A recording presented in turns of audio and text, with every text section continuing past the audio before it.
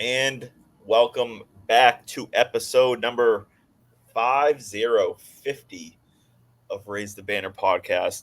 My It's a age. bit of a mile. Yeah, Ben's age. No, come on, don't lie to the listeners. I mean, You're if I going. look like this at 50, I'll be throwing myself a hell of a party. That's fair enough. Anyways, yeah, it's myself as usual, McAtor here with Benny Ballgame Dearth, Zach Brewitt. How you guys doing tonight, boys? Great. Doing pretty well. All right, let's jump into it. No, let's start on the downside of things. Granted, the Patriots also lost, so it's not like we're going to be going up much. But the the Boston Red Sox, they're officially, well, not officially eliminated, but they might as well be officially eliminated from the playoffs. I think their percent going into last night, or maybe it was this morning, I saw was a whopping 1%. There we go, 1% to make the playoffs. They're about 5 games back with 12 games to go. So, I mean, you do the math with multiple teams in front of them as well. Things really aren't looking too good. But I kind of just wanted to get your overall thoughts of like the last couple of weeks because I know we haven't talked about it. And, what's your overall feeling, I guess, going into an off season where we expect a lot of moves, but yet we have no idea what we can expect and want to expect. I'll start with you, Zach. Yeah, I mean, Ben just a dumpster fire really since the All-Star break. Just haven't done anything well, really. I think I saw today they have the second worst playoff percentage swing since the All-Star break. Like the Mariners are number one, we're number two with like 36%. We're under 500 now officially. We were over 500 by 11 games before the All-Star break. So really nothing's gone well. I think just the bullpen's gassed. The starting rotation they've been at their limit for a while now. Ben, I know a couple of podcasts ago you talked about Tanner Houck being someone to watch as his innings continue to creep up and continue to, become his career high. And it's showing that we've kind of seen what we've seen from this team. And it's kind of what we expected, although they gave us a glimmer of hope again, before the first half of the season. We're in danger of going a third year of 78 and 84, like just kind of. I want it to happen at this point. I'd rather 78 wins than for them to finish over 500. I mean, it would be funny. I would root for 78 and 84 if like the GM had been here, if it was like Chaim Bloom's fourth year, but like it's Craig Breslow's first year, so like he's not going to get fired. There's not going to be. But I don't even want ownership to have like the sense of improvement. Okay, we won 79 games, so like it's improvement. That's fair. I do hate John Henry with everything in my being. So that would be funny just to watch him be like, oh, no, all these changes have, improved, and it really hasn't.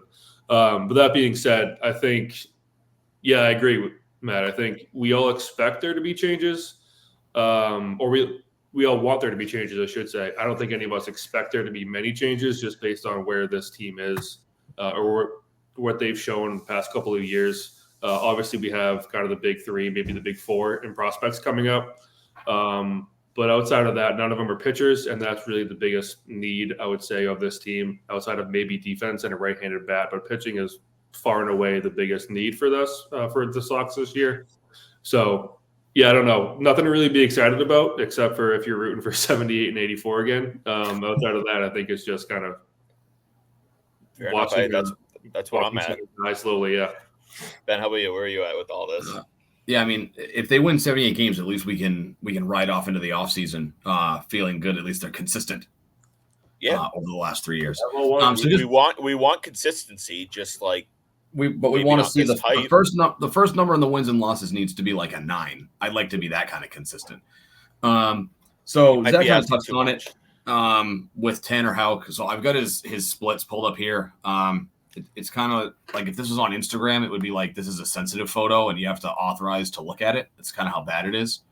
So first half numbers, 117 innings, 2.54 ERA, 112 strikeouts, 26 walks. His slugging, his slash line against 215 average, 271 on base, 285 slugging. This is where you might want to avert your ears or your eyes. Second half numbers 52 and 2/3, 4.78 ERA, 21 walks, 38 strikeouts, slash line against of 279, 361 on base, and a 418 slugging. So that's pretty rough. I would say not great. Yeah. Not great, Jim. His career high in innings prior to this year was somewhere in the neighborhood of 120, which he did that essentially in the first half. So he's blown past that. Probably fatigue has a lot to do with those second half numbers. It was really good to see early. And then I tried to see if I could pull up standings since the All-Star break, but I couldn't in the 2 minutes we were talking about it, find a website that actually tracks it. But yeah, second half hasn't been great. And we're kind of, we're spiraling downward. I don't know what our elimination number is, but as Matt mentioned, so they currently sit at 75 and 76. So they sit 5 back with 11 games to go. That's kind of a monumental mountain to overcome. But, to put it in perspective, the Seattle Mariners fired their manager because their second half was going downhill, and they're 2 games ahead of us in the standings. So obviously overall not great. Doesn't really bode well for the end of the season. And hopefully they can certainly address the pitching. To Zach's point, the bullpen is just gassed. Everybody's gassed at this point. Obviously Sims and Garcia didn't work out. Christian Campbell found himself on the injured list. They shut him down at the end of the year. I think Worcester's season's over, right? It ended on Sunday, I think. But home opener. They're still going right now. Oh, they do? Okay. I thought their season was over on Sunday. But it's winding down nonetheless, and Campbell's is done for the year. They shut him down due to injury. So hopefully he comes back strong next year. But yeah, they've got to do something about pitching. They've made it abundantly clear they're not trading anybody to acquire the pitching that they so desperately need.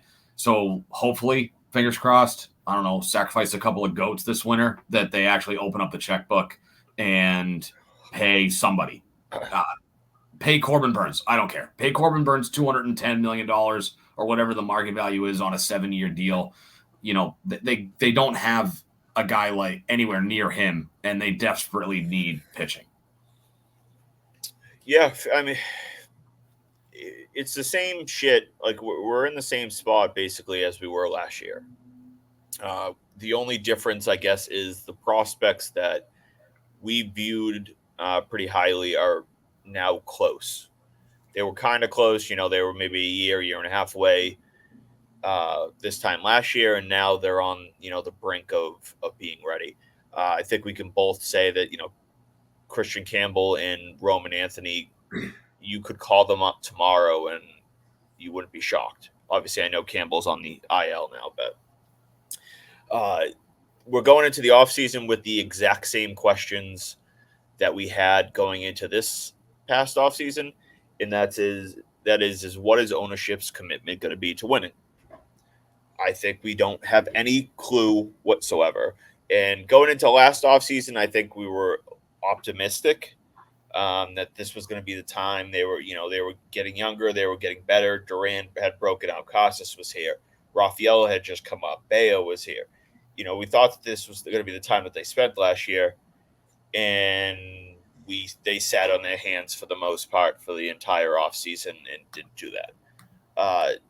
So now we go into the offseason, and are you guys what's your confidence level that they're going to spend? I can't say it's very high for me. It's not high for me. I think also as you were going through that, one thing that I have just kind of lost faith in is how many of Breslow's trade acquisitions in general have worked out. I was never a big Heim Bloom guy to start, but at least his prospects, for the most part, were a lot of hits. In his trade acquisitions, as little as they were outside of Luis Urias, they were pretty good. There's bullpen acquisitions, Matt Strahm, John Schneider was pretty good for a bit. He had some good hits in the bullpen. Breslow has had none. Isaiah Campbell's hurt. He was a disaster when he was up here. Sims and Luis Garcia have been disasters since they've gotten here. Like nothing has really worked. So outside, the confidence and ownership to pony up and open up the checkbook is really low. But also, I don't have a lot of confidence that Breslow is going to be able to identify the right guys outside of the prospects to call up that weren't even his guys to begin with. So I hope I'm wrong, but we'll see. Yeah, for Breslow, it's a lot of we don't really know exactly what he's going to be for this team. When he was hired last year, again, we had like optimistic views, like what was going to happen. Is Breslow coming in meaning things are going to change and how they build the team? The answer was no. It was going to be the exact same scenario, just with a different GM. Like you said, I do think that he had his struggles in the bullpen. I will give him some credit for he had a big hit on the Tyler O'Neill trade. True. That was obviously a very, very big hit. I mean, he gave up, I think it was Robertson, who we got in the Kike deal. And so, to swap those guys out, get what you got from Tyler O'Neill. That's big. He is obviously a factor of maybe coming back. But he has been, he's a little bit injury prone and still missed time this year, but he was flat out outstanding. I think he's got like 31 dingers over like 107, 108 games. Yeah, he has like 30 dingers and like 60 RBIs. Yeah, so I mean, he's on pace for a 40 home run type of season. Again, injuries are a bit of a worry, but I do give Breslow credit for that. I do give him some credit. Romy Gonzalez was a decent find. Cooper Criswell was a solid find. Nevertheless, the fact that he shouldn't have been as important of a piece as he was this year. But again, it really just comes down to ownership. What are we going to get from ownership? We heard last year that, they're waiting for the big three to be ready. Well, now it's a big four, maybe even a big five if you want to include Montgomery. At least two of them are basically ready right now. The other two are less than a year away, probably a half a year away in Teal and Mayer. What's the answer going to be? They need pitching. I know, Ben, you mentioned Corbin Burns. There's Max Fried. And he would look great in Boston. I'm not going to lie. Yeah. And we don't need to jump deeper into like which of those two we prefer, but they need to add starting pitching. That's what really it comes down to. Obviously, they're going to when Lucas Giolito comes back from injury. Yeah, that's fair enough. Snarky. The one thing that is different, I think, from this year compared to last year is there's gonna be movement, and a good amount of movement, whether, at least in my opinion, whether ownership allows him to spend or not. I don't see Breslow going into the season with this type of with the loaded prospect system that they have, young players. They kind of have a logjam already in the majors. And so I think even if they don't spend, it's going to be pretty significant moves in the offseason. The question is, does the significant moves mean, okay, we trade Jarren Duran for, I don't know, Logan Gilbert, and that's all we do? Like those type of moves? Or is it, hey, we're going to sign Corbin Burns and we're going to go trade for another top of the end pitcher, and we're going to spend on Pete Alonso, or we're going to spend on maybe keeping Tyler O'Neill in the mix, something like that. Like that's the biggest questions in trying to figure out what to expect this offseason. And quite honestly, I don't have a goddamn clue what to expect. My optimistic views kind of out the window. Well, I'm an optimist. Like I look at it and say, hey, we could do this, we could do that, we could do this, and then you just say, shut up, we're not going to do anything. And my realist / pessimist comes honestly, it just depends on the mood I think Ben is in. where he'll like actually have a conversation about it. And I think when he's in an annoyed about something else in life mood, he'll just like, shut up, we're not going to do anything. Yeah. It doesn't matter what it is. It could be any sports. It could be politics. It could be like Tom Brady's the best quarterback ever. Be like, no, he's not. Yeah, just sometimes I think he just does it just to be the counter in the argument. The outside world completely depends on or dictates your mood. I get that. Yep. I get that. So for me, it's weird. Like I'll give you the politician's answer. It's incomplete, and I only say that because we only knew, and it fuels the speculation for the early part of his tenure, but we really only knew that Chaim Bloom had a strict budgetary constraint in his final season. We can assume fairly confidently that he had other budgetary constrictions the prior 3 seasons. I think it would be wildly unrealistic to say that he had a blank check from ownership for 3 years, and then they just rolled out of bed one winter's morning and said, no, you can't spend our money anymore. So yeah, we know for a fact that they had limits on Bloom throughout his tenure. So having said that, and obviously we have it again this year where they put roughly the same, maybe slightly stronger of a constraint on Breslow. I say it's incomplete because my confidence in ownership is basically non-existent, but I don't know just because he hasn't done it for a full season, like a full winter after being the GM of this team. I don't know what Breslow's mindset would be having watched a Red Sox season and then going into an offseason coming up with and trying to execute a plan, right? So they hired him in October of 23, right? Yeah, It was October. Bloom got fired like at this time last year, like a couple days ago. And it was about like a month, I think, after that they ended up hiring Breslow. I just want to see October 25th so a month from now, but last year. So end of October. So World Series is wrapping up. Red Sox season had been over for about a month at that point. So my point was he was obviously focused on his duties with the Chicago Cubs. So he doesn't. I mean, like the Tyler O'Neill trade, good. Other moves at the deadline, not so good.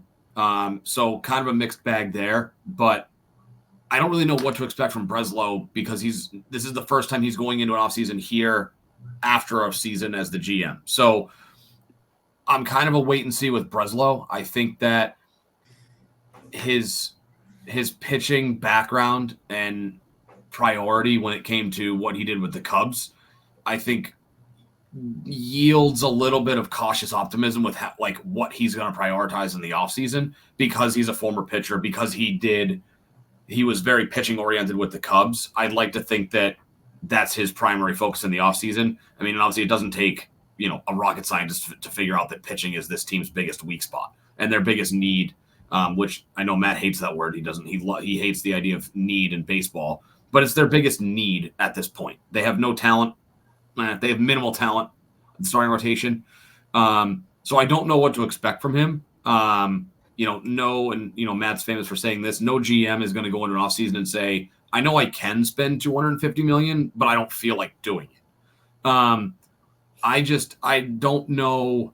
I lost confidence in Bloom's ability to spend the money correctly or what I think would be spending the money correctly. I just don't know what Bloom's going to do because they really haven't taken the reins off of him. So hopefully they have, the baseball sense to realize that this team needs pitching, needs pitching, and to go out and actually do it. Now, whether they tell Breslow, hey, we don't want you to spend a ton of money, figure out something on the trade market. I think that, he's smart enough with a pitching mind to identify guys that he can go get. We've kind of beaten this horse to death, but Seattle makes way too much sense to not try to swing a trade. 98.5, maybe a week or so ago, floated the idea, specifically Mavs. Gilbert. What? Give me Logan Gilbert. No. So he floated the idea of making a move with the Seattle Mariners, and that the player to him that made the most sense based on the history of the Mariners franchise would be trading Luis Castillo, who's their highest priced pitcher, although given the pitching market probably is not overly taxing. I think his average annual value is like 21 and change a year. Still a lot of money, and it's more money than they're paying for any pitcher on this roster. But they think that Luis Castillo could be on the market. The Mariners need offense. And I mean, Rosenthal floated, and there's rumors that he just gets this from the Red Sox in order to gauge public reaction. But Rosenthal, Matt, when was this? Late last week? It must have been late last week, or middle of last week. It floated the idea that maybe the Red Sox would trade Tristan Casas, move Devers to first, and then go sign somebody like an Alex Bregman in order to acquire somebody from Seattle. Because I think that Casas could probably get you somebody like a Brian Wu or a Logan Gilbert, whereas those guys are cheaper, higher upside guys. They're younger than Luis Castillo. Castillo's, I think, 31. So certainly not ancient for a pitcher. But, I think Seattle just makes too much sense. But the question obviously comes back to, what is Breslow's approach going to be? So that's really where I come back to the incomplete part of it, because I don't believe ownership. Like, my confidence is probably like a 1 out of 10. I can't say it's a 0 because it's not impossible that they decide to say, okay, like, we need to loosen the reins a little bit and spend some more money. I don't think that's out of the realm of possibility. So my confidence is a 1. I just don't know what to expect out of Breslow. Yeah, I mean, I think that they can. You don't know what to expect from Breslow specifically. We're pessimistic about ownership, obviously being willing to spend, but in terms of like what Breslow can do, we've seen so far. Like I would say the one thing that we've seen from him in a general sense is that he's not afraid to make a trade. He's made at least a handful of them just since he came here, and that doesn't even include the trade deadline. So I don't think that he's going to be hesitant to dump out a positional player to add pitching. But I know we kind of talked off the record of like, what we kind of heard about with the whole Casas situation and all that. I found Cora's comments the other day pretty eye-opening. And when they asked him about did he think that the day off for Casas would help him, get back in the groove.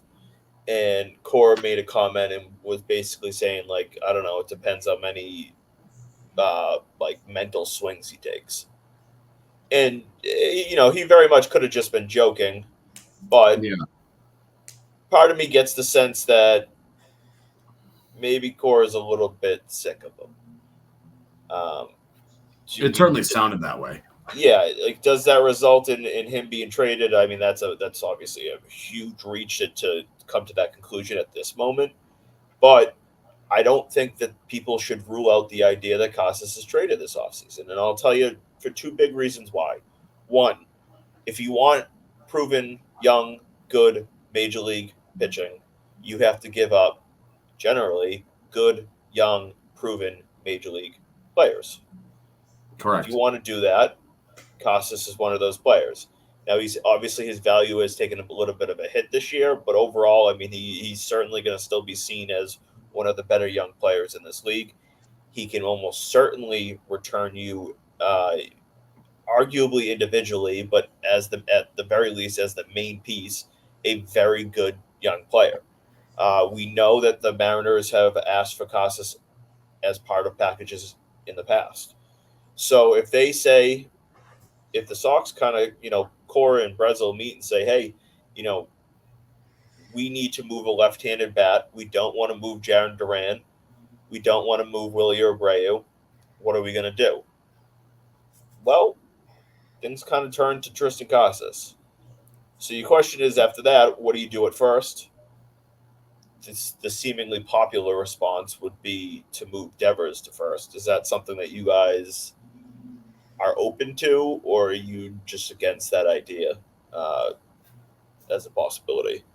I'm very open to it. I think. Yeah. I mean, when the Rosenthal, again, I don't know if it was a leak, if it was just a idea he had, where he got it from, whatever. But when that dropped, it got me thinking. I really liked that idea because, I mean, Casas, as you said, Matt, is is kind of the next man up in terms of who could be traded if you don't want to move Abreu or don't want to move Duran for whatever reason.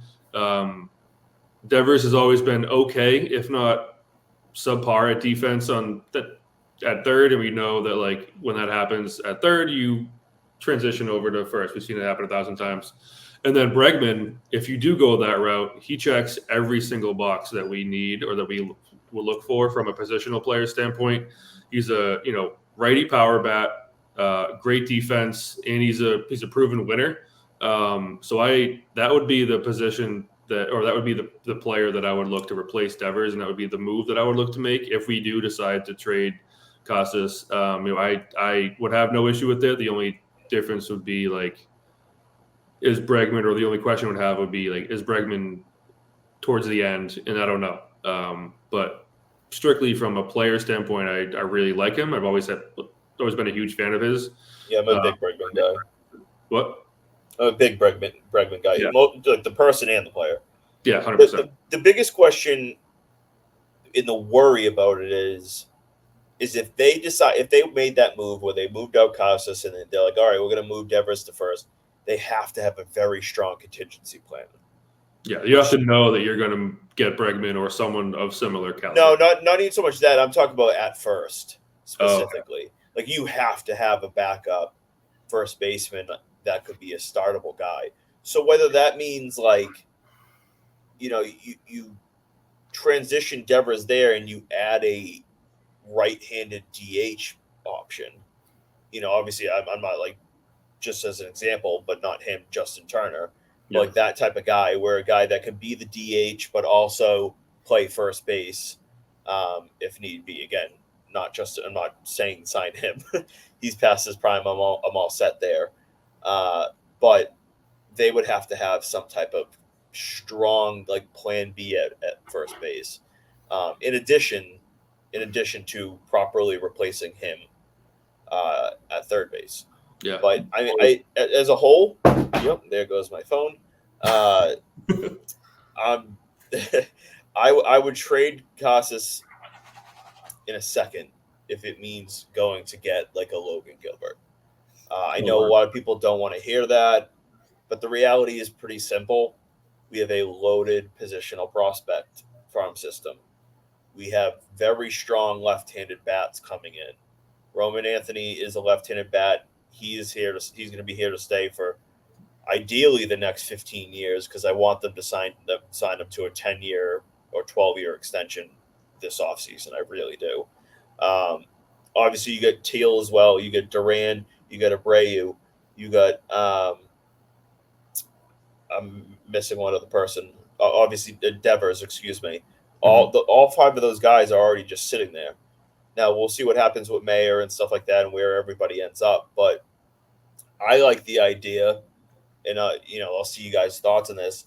If you do move Devers to first, have Campbell at second, Story at short. In the long term, or at least in the semi-long term, put Mayer at third. There you go. If you believe in Mayer, isn't the knock on Mayer his defense? If there is a knock, no, he's not some like star-studded Gold Glove, but he's. I would say he's a above-average defender. Upgrade over, maybe, arguably good defender. Okay. So moving him to third theoretically would be a little bit easier for him too. Yeah, he's not a guy that has incredibly huge range, right? But he's rock solid in the field overall. All right, I've always thought that he was like, the knock on him was that his defense was like below average or whatever the case. But I'd be fine with that or I guess okay with that. They've done it before with Bogarts and it didn't quite work out. So I'd be a little skeptical that it would be a similar sort of thing with Mayer if you did that. I know that like when Bogarts first came up, there was like a similar logjam. They tried to put him at third during that World Series run. Stephen Drew. Yeah, because that was going to be a long-term. And again, it would only be probably a short-term option because the reality is Story is here to stay. Like, no, they're not trading him. No one's taking that deal right now, and they're not just going to cut the guy and eat, what is it, like $24 million or $22 million, something like that. So I think you kind of go into the season with Story as your starting shortstop, and you figure out the other two spots. And so if that means Devers goes over to first, or Devers even goes to DH, and you have a short-term filler at third or DH, whatever it may be, until Mayer comes up, and I would put, like I said, I would put Mayer at third. You put Campbell at second. That way you keep Rafaela in center field. And then you just kind of that way you have a little bit of a decent split, and then you can sign a right-handed DH bat, whether that's Tyler O'Neill, who's certainly an option. They could go big and kind of go and maybe get a guy like Pete Alonso. Is that a name you guys like? You'd be interested in? Pete Alonso. Yeah. There's definitely interest there. And just to backtrack, I'm definitely interested in Tristan Casas moving him. But I'm not interested in moving him unless they already have something in their back pocket as the second shoe that drops. Because if they go into this and they go, like, you pull a trade, hypothetically, you move Tristan Casas in a package that brings you back Logan Gilbert.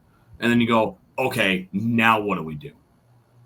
I don't want them to be in that situation because then you're scrambling, because you're either going, okay, we either now have to sign a Pete Alonso or somebody else who can play first, or it becomes you're pigeonholed into moving Devers into first and then replacing it with somebody like a Bregman or obviously somebody else, right? I don't want that to be the scenario. I'd rather them have something in their back pocket where it's like, okay. Yeah, well, that's part of GMing, I feel. Like, you got to have you have to have a game plan. You can't just like, hey, we're going to move Casas and then just like, I don't know, we'll figure it out after. No, I kind of meant like, I want them to have the second shoe in their back pocket so that if they decide to pull the trigger on moving Casas, they already have the next plan is ready to go, as opposed to, okay, now that we've done this, now let's move it. Like, now we have to move into phase two, as opposed to they kind of already have phase two in their back pocket, so to speak. That way, in the event that they can't figure out an appropriate deal to move Tristan Casas, they're not really shooting themselves in the foot. In that instance, I think that you would probably need to sign that player first.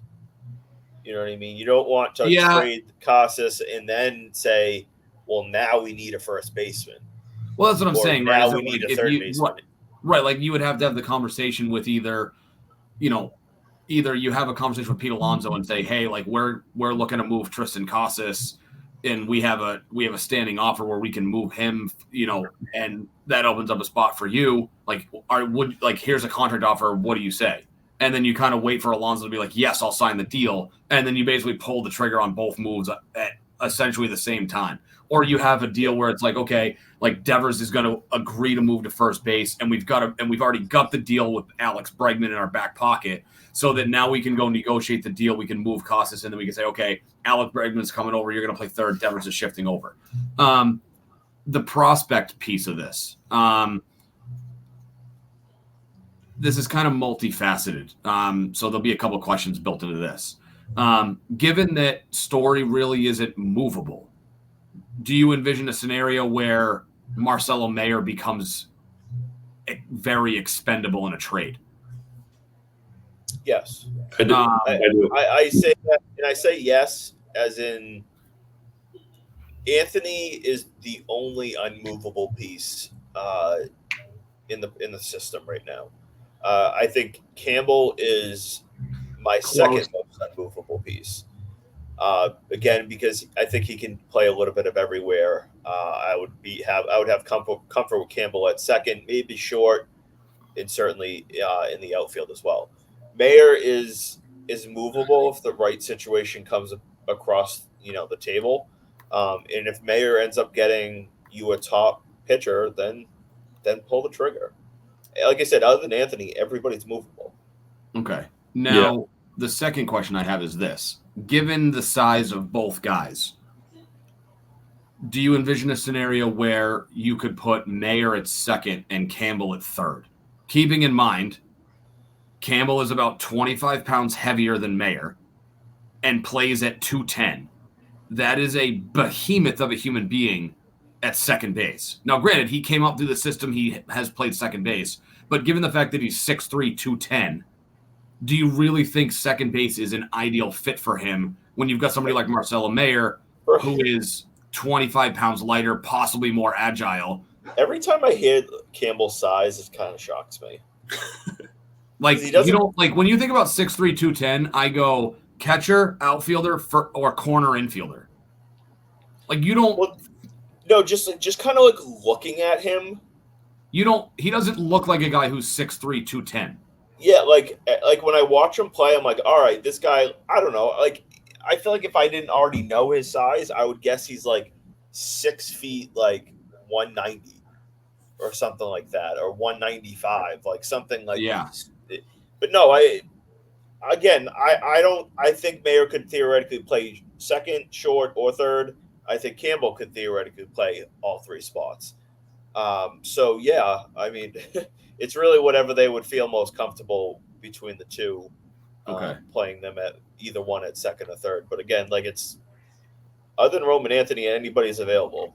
Yeah, and I think like to parlay off of that, I think that I'd be, I don't want to say disappointed, maybe let down if they, or confused. Confused is a good way of putting it, like a head scratcher. If they don't make some kind of outfield move in the offseason, you could argue, I mean, obviously Tyler O'Neill's a free agent, and he'd probably cost a decent penny to bring back, I'm going to guess. You won't have to break the bank, but you're not going to get him on a deal. 2 years, $32 million. Yeah, or, I mean, given what is he, 30, 31? He'd probably want the qualifying offer. He'd probably want a 3-year deal, probably, factoring in the fact that he has. Well, that's the question. Do you give him the qualifying offer? 1 year, $21.5 million? I mean, I would, because he's going to turn it down. Yeah. All right, wait. Here's a question for you guys. Yeah. Let's play a little bit of roulette. Would you rather just say, give me a one-name answer for each question? Would you rather trade Abreu or Duran? Now, assume like projected value for each guy. Obviously, don't just take them for like which player would you rather keep. Think about what the projected return would be. Duran. Abreu. Okay. All right. Duran or Casas? Casas. Lefty power hitting first baseman is. We both said Casas. Yeah, we both said Casas simultaneously. Okay. Yeah, left-handed hitting power bat is a premium on the trade market, especially at first base. Abreu or Casas? Casas. Casas or Roman Anthony? Casas. Casas or Marcel Mayer? Marcel Mayer. This is less fun now that I know that we're on the same page. Yeah. Casas or Tristan Campbell? I don't know Campbell that much, so I'm going to go Campbell. I haven't really followed his. I would say Casas only because Campbell's a relatively new hot commodity, so it can go one of two ways. He could either be the really shiny new penny that everyone's drooling over, or that he could be the guy that they go, he's only done it for part of one season. I'm not risking anything of value for a guy who doesn't have a track record. I asked for one name. You actually asked for a yes or no. Well, whatever. You know what? Fuck you, man. All right, Campbell or Casas? Which one? I said Casas. I said Campbell. Campbell or Teal? Campbell. Probably go Campbell as well. Oh, I meant to say Casas or Teal, but Casas or Teal. And if that's the case, and taking into account what you can get for either one, I'll go Casas. He only asked for a name, Zach. Sorry. Casas. No, I mean, like that kind of. I should have wrote it down of what we ended up being, but it seemed like a lot of them ended up. Yeah, we can go back and cut it. We can go back and cut it and review it. Yeah. Yeah. Well, I'll put it online and we'll do a big trivia. You can do 17 different polls. 17 different videos. You'll never run out of. I'll do a bracket of who people want to trade most this offseason. I think the only difference we had was I wanted Abreu and you wanted Duran. I think. Yeah, I just think to go back like. What Matt said, I would rather have Duran because I like the player better. But given his overall skill set and the fact that he has proven he can be at least serviceable in center, I think that carries a little bit more weight in a trade. But I'd rather keep him than trade Abreu. I just think you could get more for Duran. But to kind of bring this back to what I wanted to lead into was they've got too many bodies in the outfield already, and they've got Roman Anthony coming up. So, I mean, Roman Anthony has played center. I think he's better fit as a corner outfielder at Fenway. I don't know as if he could survive in center. I mean, we said the same thing about Duran, and it's not like he's been a liability. It's not like he's lighting it up defensively. I just think Roman Anthony's overall defensive. Huh? He's been pretty close this year. Duran's been really good defensively this year. Yeah. Fair. But, like, I mean, tough comp. But, like, when you talked about, like, JBJ, like, JBJ was an elite defensive center fielder, right? Like, granted, tough comp, but, like, nobody talks about Duran as an elite center fielder defensively. But, so I just think that Roman Anthony is more suited for either left or right. I'd prefer him in right because I like his arm, and the arm basically becomes useless when you play left field at Fenway. Manny proved that 20 years ago. He had the worst arm of any outfielder, and he was perfect. Do you think there's any window to Abreu learning first base if they happen to trade Casas? I don't know. Not something I've thought about. Is he big enough to play first? Yeah, I think so. Yeah, Jamie Westbrook playing first base, so anybody can play that. How tall is Willie Abreu?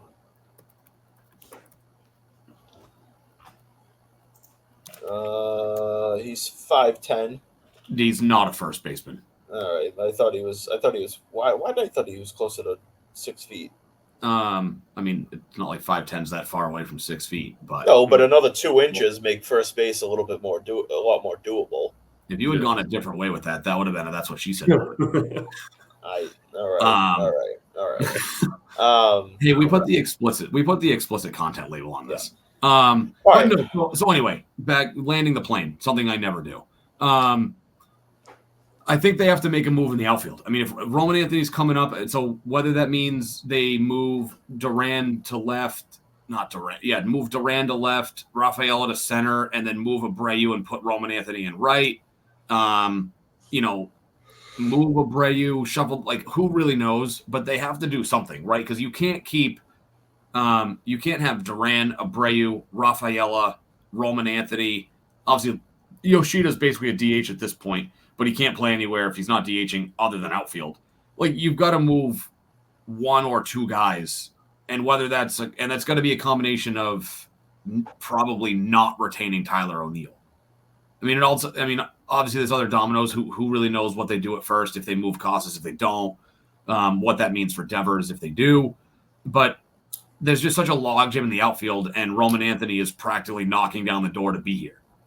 So they have got to do something in the outfield and make space for him. And then, again, I think the logical thing is you trade Duran for pitching. Rafaela goes to center, and then you either move Abreu to left or you put Anthony in left just because Abreu is so comfortable in right. Like, that to me is a logical course of action, but they've got to do something in the outfield. Yeah, I mean, we'll see how obviously that shakes up, but I do want to transition because we've been rambling off about the Red Sox, and we could easily go for another hour and a half if we wanted to. But I do want to get some Patriots talk in. Sure. The Patriots fall to 1-1. Let's just start. What were your thoughts on week 2? How things played out, and kind of your updated feelings on I guess the progression of the season. I'll start with you, Ben.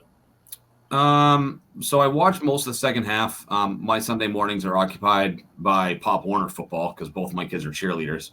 So I don't get the although I'll get to watch the entire game tomorrow because it's on Thursday. I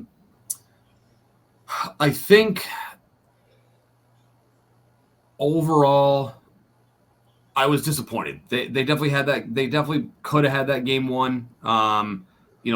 Jacoby Brissett taking the sack right before the blocked field goal certainly didn't help things. It turned like a 32-yard field goal into a 48-yard kick, something to that effect. That number doesn't sound right. It was something. It was 30-some-odd yards, became a 40-some-odd-yard field goal. It gets blocked. Obviously, Seattle goes down the field, ties it, wins it in OT.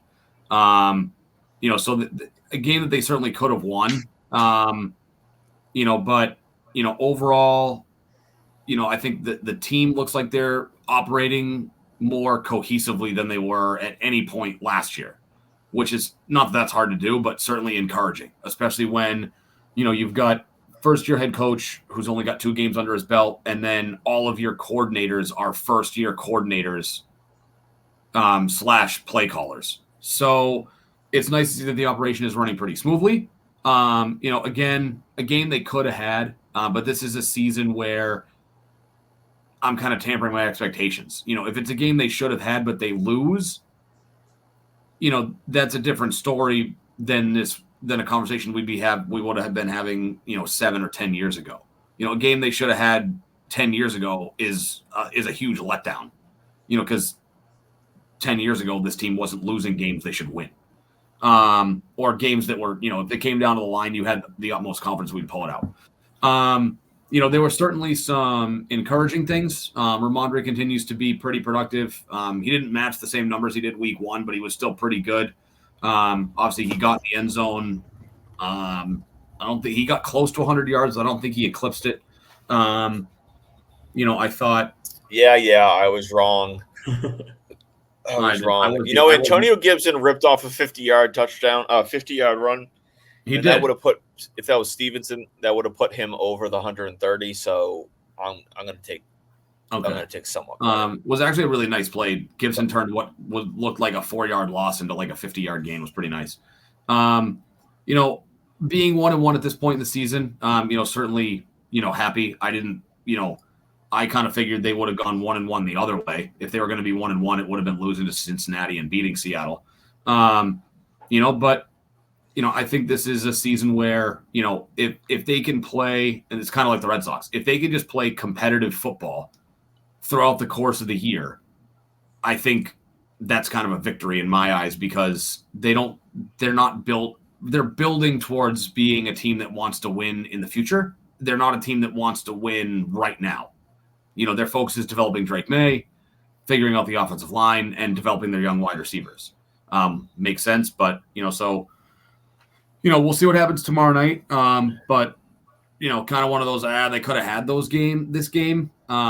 But, overall, I'm happier with what they are now versus where they were at any point last year.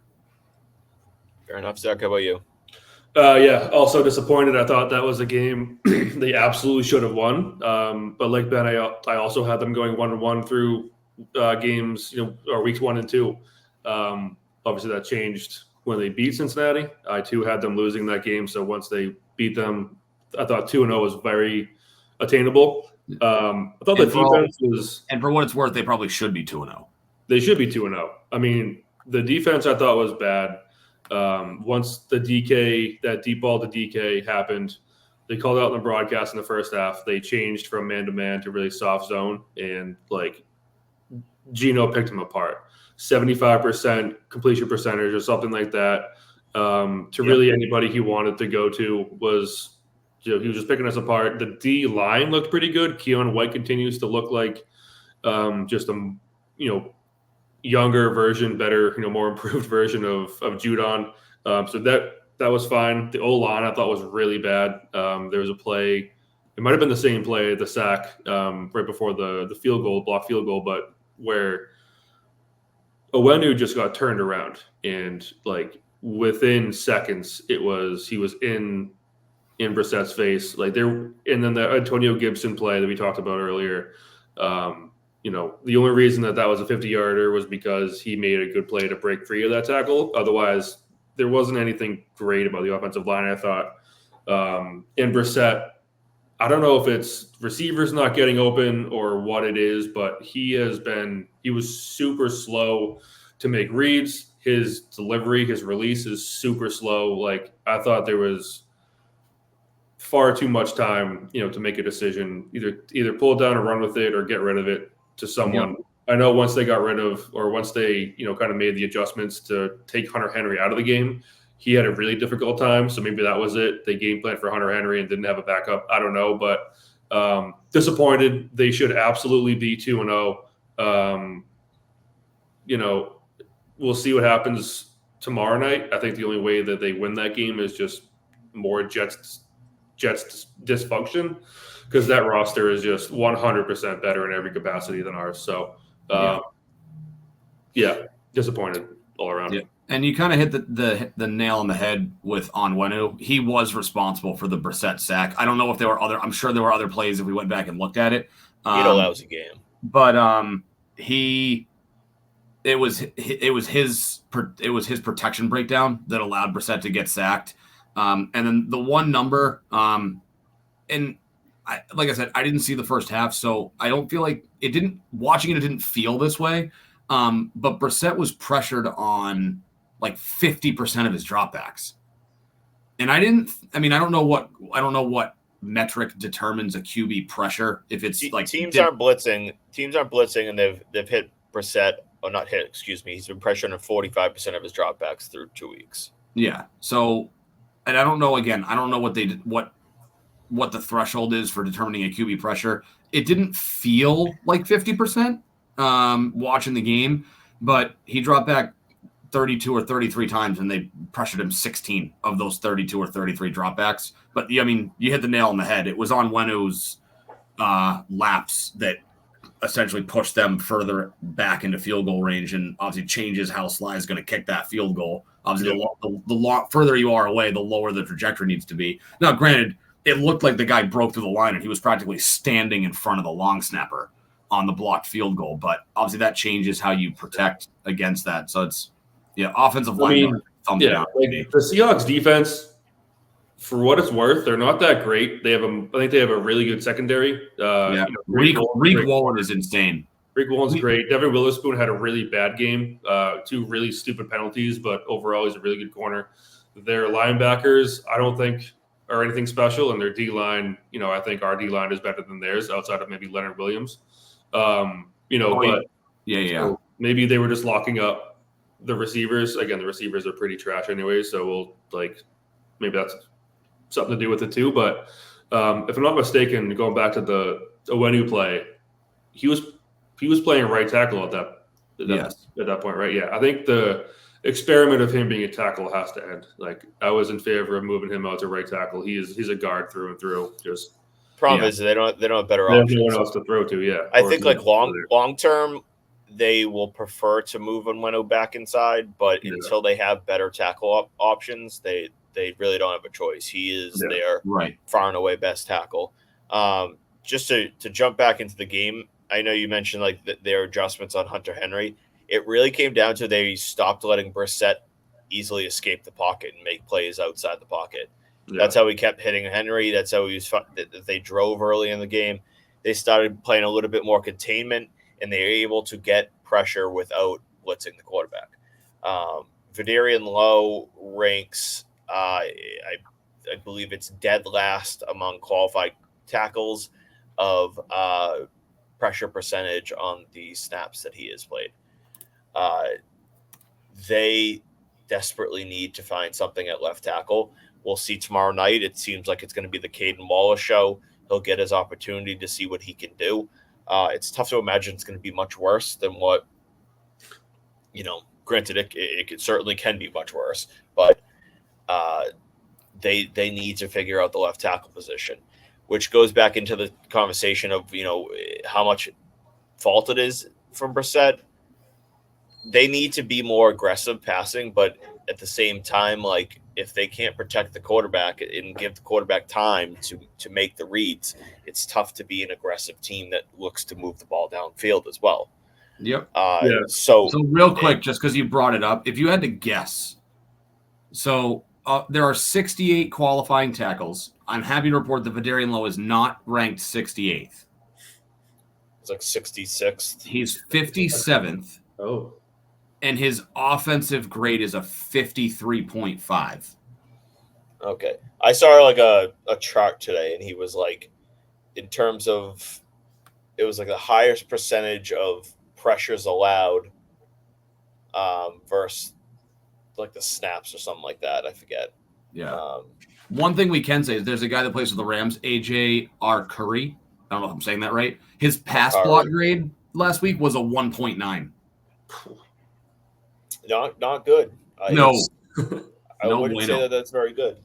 No, they need to figure something out there. Whether it's they're keeping an extra guy in or having that extra tackle on the line to help a little more often. I don't know exactly, but they have to start stretching the field a little bit more. They have to start taking a little bit more shots, and they have to start using, well, like Demario Douglas is in my opinion their best weapon outside of Stevenson. Yeah, use him. Yeah. The fact that he has, I think it's 2 targets through 2 games is just, it's asinine to me. He's way too quick. He's way too fast. He's way too elusive to look at that offense and say, yeah, him getting 2 targets is okay. Use him to his strengths. Get him in the flat. Get him going on crossers, whatever it may be. You have to get that guy going, and if you get that guy going, then it should start opening things up more, because the defense has to start containing the center of the field to make up for him. And if you start doing that, then that things open maybe a little bit more for Osborne deep, for Jalen Polk deep, whether it's Thornton doing the only thing that he can do well, and that is run straight. One way or another, they need to make a little bit more of adjustments and be a little bit more of a vertical threat offensively, so that Brissett isn't. He's basically he gets the ball, he stops it. He's either got pressure on some right away, or he has like one option that's open. Yeah, and it's because by the time he gets to that second read, there's already someone coming, and he has to get outside the pocket and hopefully find someone. So it's a little bit frustrating. Obviously, week 2 was a downtick from the high that was week 1. We were all kind of a little bit pretty optimistic after week 1, but this was closer to the reality of what we expected from this team. Yeah. But at the same time, they stayed competitive throughout the whole game, and it continues. It was a competitive game, start to finish. Yeah, and that's what I'd like. That's what I want to see the rest of the year. Like, there were so many non-competitive games in 2023. It was very, very hard to watch.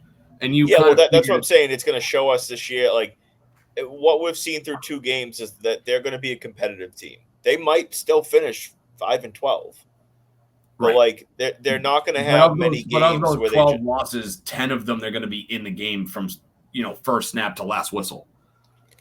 Yeah, or at least maybe the team goes up 2 scores like mid 4th quarter or something like that. Right. But there's ideally not going to be games where, it's 30-13 going into the 4th quarter, and like you don't even want to watch the 4th quarter.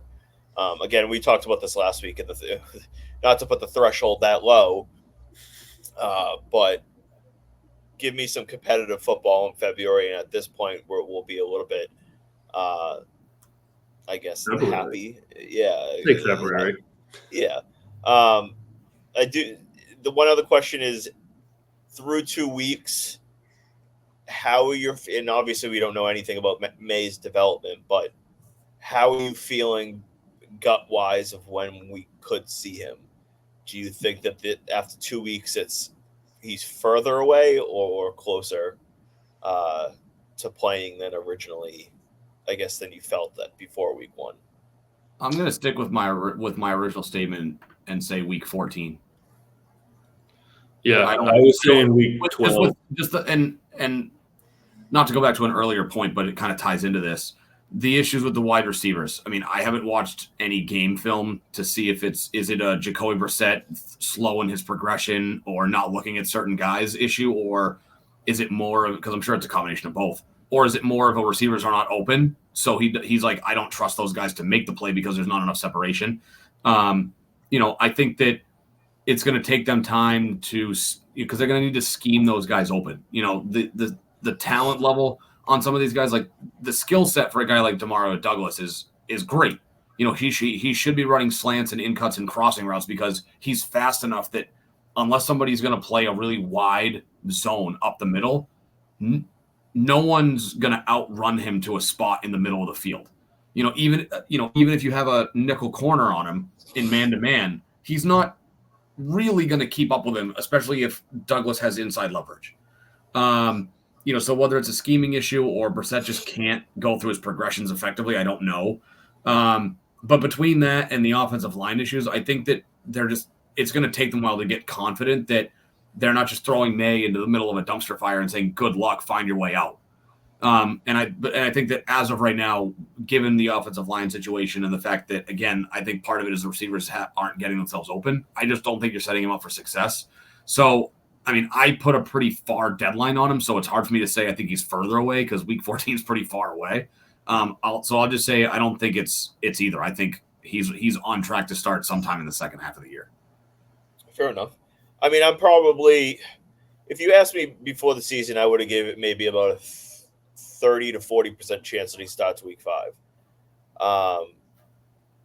But now I'm probably leaning closer to maybe week 9. Week 11. They have a week 11 bye. 13. No, week 13 bye. I think it's the Rams game. I forget what week that is. They have a couple weeks where they face some mediocre, I guess, part of their schedule. I still don't see week 14 unless things are going well, like to the point where they're like hovering close to 500, or like maybe they're 4-5 or 4-6, something like that, where they're like a pretty competitive football team. But I think that the most likely time frame is not week 5 anymore.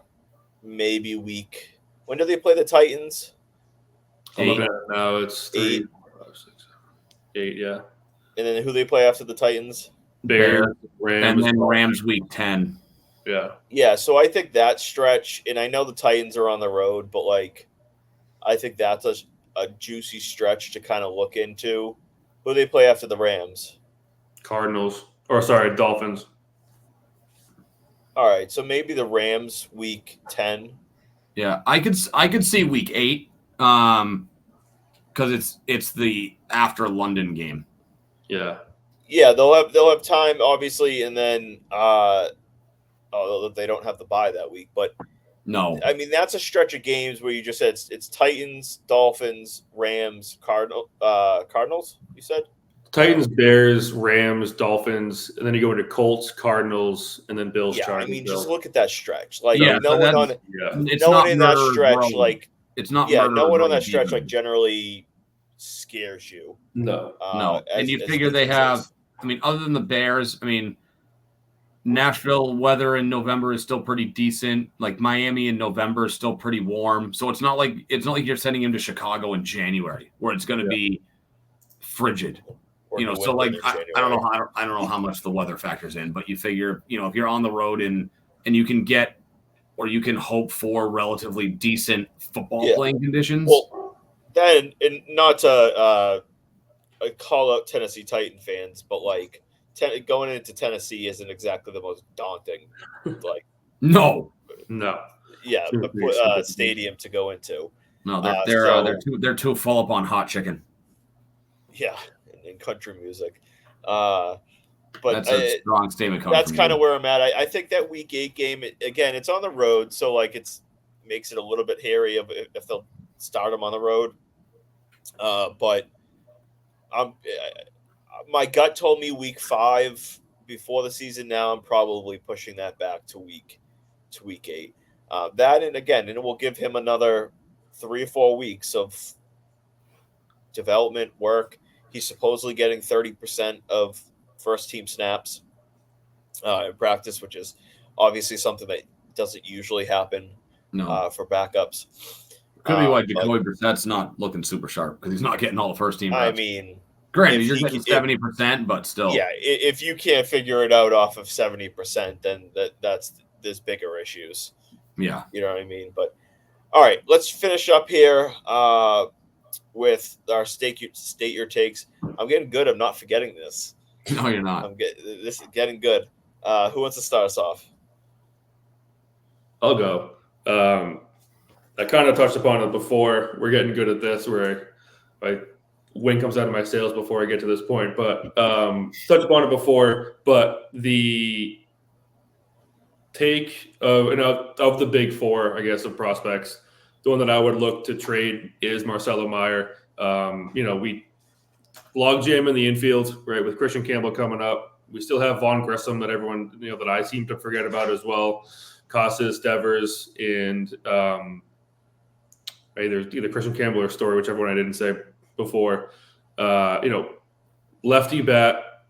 His defense is better than I thought, I guess. So at the time when I wrote this, he kind of had the DNA that this team has already, which was bat is better than his defense, which is, I guess, not the case anymore. But that being said, we need pitching, need better defense. He can get you both of those, or one or the other, I guess. And I think there's a lot of red flags that come with him. I would say he's injury prone. He, was shut down this year, was shut down either last year or the year before. So there's more red flags around him than anybody else, especially of anyone with value. So that might lower his trade value outside of anybody else here. But the last thing that I want is to get, my hopes up for somebody else on this team and then have them let me down again. So I think he's the one that I would look to trade and move on from. And again, I think he can get you the most out of the touchable prospects. Fair enough. Ben, how about you? I'm going to go with the Bees. They've been in the news lately. Obviously, there's some hubbub over the Jeremy Swayman situation. I'll put a positive spin on this, and I'll say that the Bruins are going to cave, and they will meet somewhere in the middle between their offer and Jeremy Swayman's demands for a contract. And I think you'll see it'll be on a shorter deal. There was some talk this morning that the Bees and Swayman had agreed on an 8-year contract. I think it's going to be closer to 6 years, but I think that on a shorter deal, the Bruins end up caving and come close to, they kind of split the difference, but they're closer to Swayman. I think they go about $8.5 million a year on a 6-year deal and get it done. I don't think that they need to. I mean, so they talked about this on 98.5. We're 10 years into Don Sweeney's tenure as general manager. The good is that they have the best record in hockey in the 10 years that he's been the GM, but they have no championships to speak for it. So they're basically the 1990s Atlanta Braves minus the one World Series. So kind of a situation where I think he needs to, to make a move that's necessary. Swayman is one of their best players. They traded Allmark for Korpisalo, who graded out as one of the worst goalies last year. So you can't really, I don't think there's a ton of confidence going into the season if he's your goalie number one.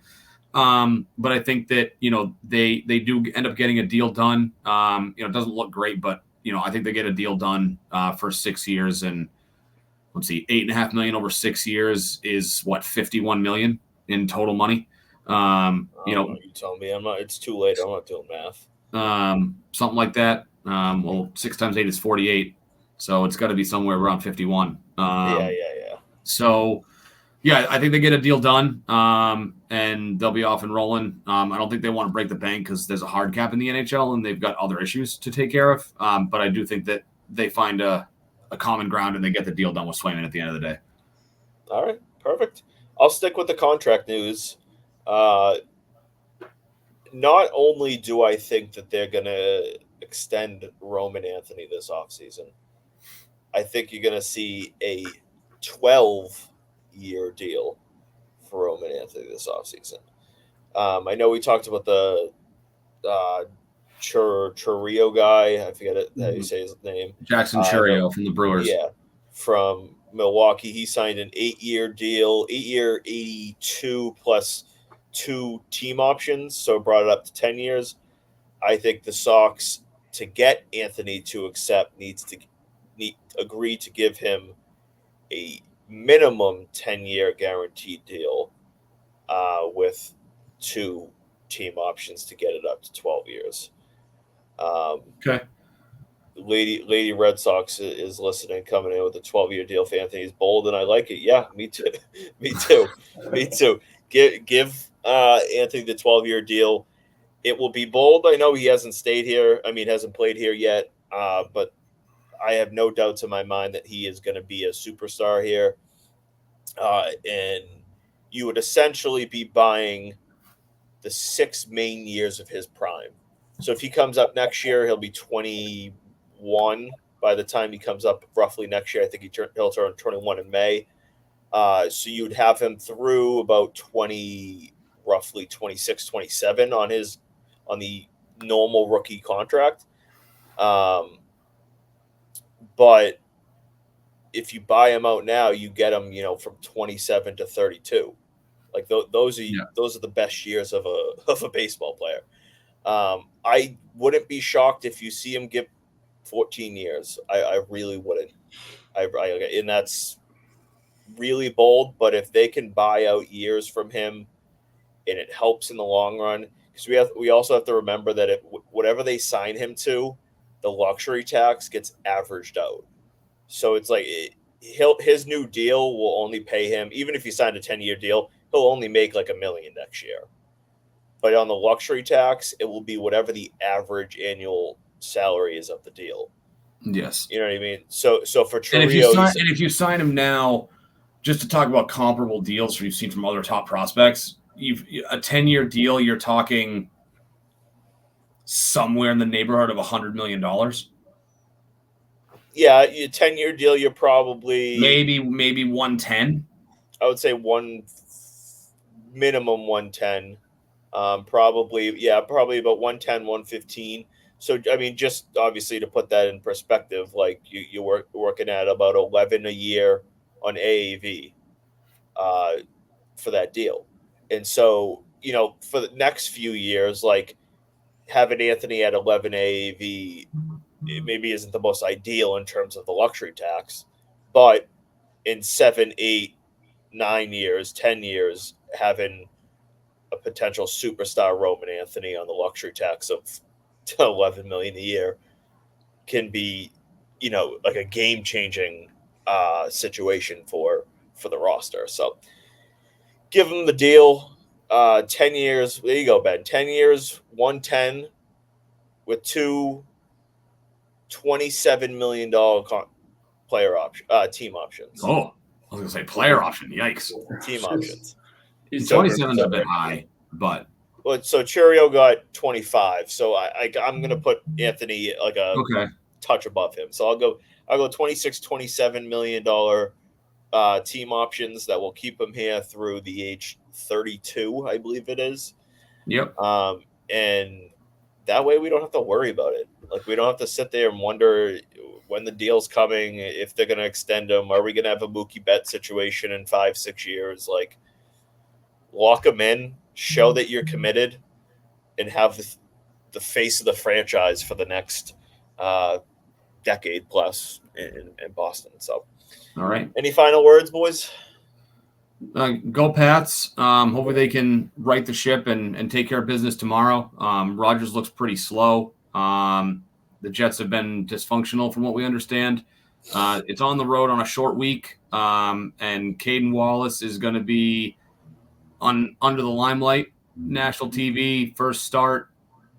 Hopefully he can back up his words because he said he could have played left tackle, but he lost the job to Fasciano. So hopefully he can live up to that.